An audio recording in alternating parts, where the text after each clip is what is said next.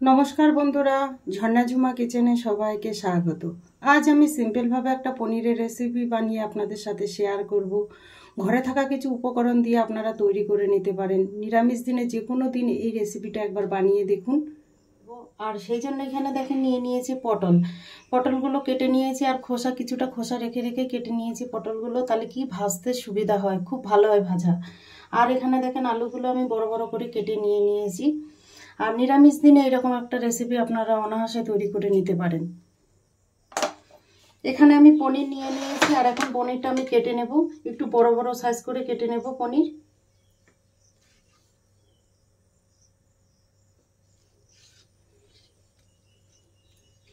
দেখেন এইরকম সাইজ করে আমি কেটে নিচ্ছি, আপনারা আপনাদের পছন্দ মতো কেটে নেবেন।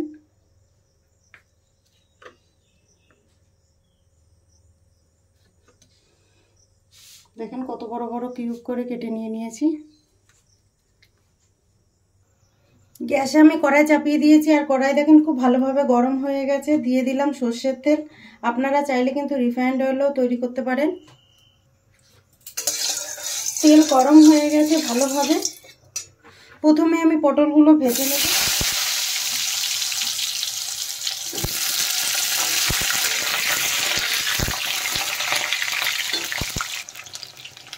দেখেন পটলগুলো কিন্তু আমার হালকা ভাজা হয়ে গেছে, হালকা হালকা কালার এসছে। এই সময় আমি দিয়ে দেব আলু, তাহলে একসাথে আলু আর পটল ভালোভাবে ভাজা হয়ে যাবে। দিয়ে এখন নেড়ে দেব। সামান্য নুন দিয়ে দিলাম, আর দিয়ে দিলাম হলুদ গুঁড়ো। নুন আর হলুদ দিয়ে এখন ভালোভাবে ভেজে নেব।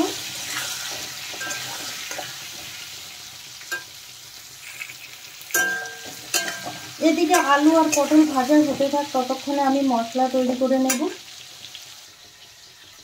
এখানে আমি নিয়ে নিলাম মিক্সির জারে দিয়ে দেব দুটো কাঁচা লঙ্কা, আর দিয়ে দিলাম আদা, একটা বড় সাইজের টমেটো, দিয়ে দিলাম গোটা জিরে। আপনাদের কাছে যদি জিরের গুঁড়োটা থাকেন সেক্ষেত্রে জিরের গুঁড়ো দিলে চলবে। দিয়ে দিলাম 5টা কাজু বাদাম। আপনাদের কাছে যদি কাজু বাদামটা না থাকে তাহলে চিনে বাদাম দিলেও চলবে। আর দিয়ে দিলাম আমি কুমড়োর বীজ। আপনাদের কাছে যদি দোকানের চার মগজটা থাকে সেটা দিলেও চলবে। এগুলো এখন আমি ভালোভাবে পেস্ট করে নেব। দেখেন আমি মশলাটা ভালোভাবে পেস্ট করে নিয়েছি। এদিকে দেখেন আলু আর পটলগুলো ভালোভাবে ভাজা হয়ে গেছে, এখন আমি তুলে নেব।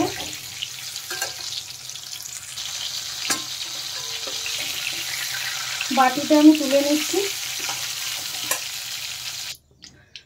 আলু পটল ভাজা তেলের মধ্যে দিয়ে দিলাম পনিরগুলো আমি ভালোভাবে ভেজে নেব।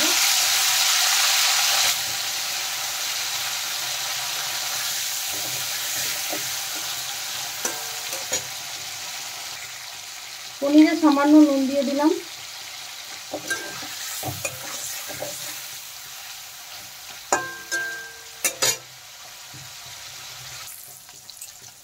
পনিরগুলো দেখেন ভাজা হয়ে গেছে, তুলে নেব আমি। এখানে দেখেন বাটিতে গরম জল নিয়েছি, আর গরম জলে পনিরগুলো ডুবিয়ে রেখে দেবো। তাতে কি হবে, পনিরগুলো একদম সফট হয়ে যাবে।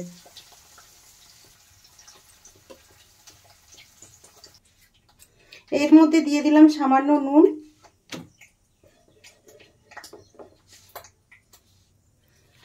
ফোড়নে আমি দিয়ে দিলাম একটা তেজপাতা, গোটা জিরে, খুব সামান্য দারচিনি দিয়ে দিলাম, আর একটা দিয়ে দিলাম বড় এলাচ। দেখেন ফোড়নটা কিন্তু ভালোভাবে ভাজা হয়ে গেছে, আর খুব সুন্দর একটা খুশবু আসছে। এখানে আমি পেস্ট করা মশলাটা দিয়ে দেব, দিয়ে একটু নেড়ে চেড়ে দেব। মিক্সির জার ধুয়ে সামান্য জল দিয়ে দিলাম। টেস্ট হিসাবে আমি দিয়ে দেব নুন, যেহেতু পনির ভেজানো জলের মধ্যে নুন দেওয়া আছে, বুঝে একটু নুন দিতে হবে। হলুদ গুঁড়ো, লঙ্কা গুঁড়ো, ঝালটা যে যেরকম পছন্দ করেন সে সেরকম দেবেন। আমি দুটো কাঁচা লঙ্কা দিয়েছিলাম। আর দিয়ে দেব ধনে গুঁড়ো। এই সব মশলাগুলো ভালোভাবে কষিয়ে নেব এখন নেড়ে চেড়ে।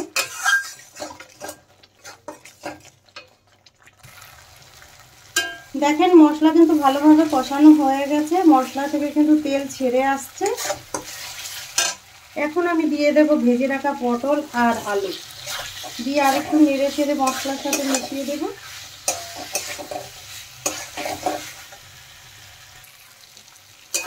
দেখেন আলু আর পটলের সাথে মশলা কিন্তু ভালোভাবে কষানো হয়ে গেছে।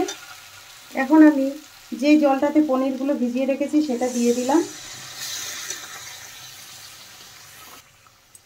আর দিয়ে দেবো 1 বাটি দুধ, দিয়ে ভালোভাবে নেড়ে চেড়ে মিশিয়ে দেব।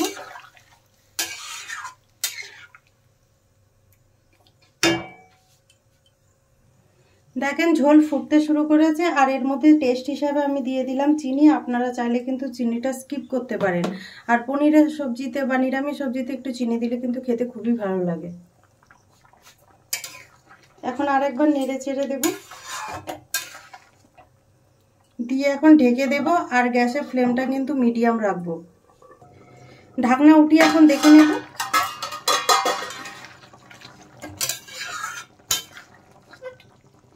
দেখেন আলু কিন্তু ভালোভাবে গলে গেছে।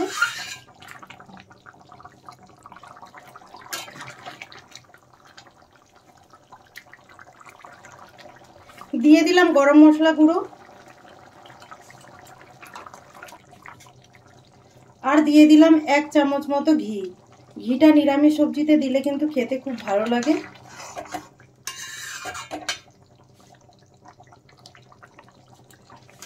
দেখেন আলু পটল পনির তৈরি হয়ে গেছে। এখন আমি নামিয়ে নেব। এখন আমি দেখেন বাটিতে নিয়ে নিলাম, আর পনিরের রেসিপিটা কত সুন্দর হয়েছে দেখেই বুঝতে পাচ্ছেন। পনিরের এই রেসিপিটা যদি আপনাদের ভালো লাগে তাহলে আমার চ্যানেলটাকে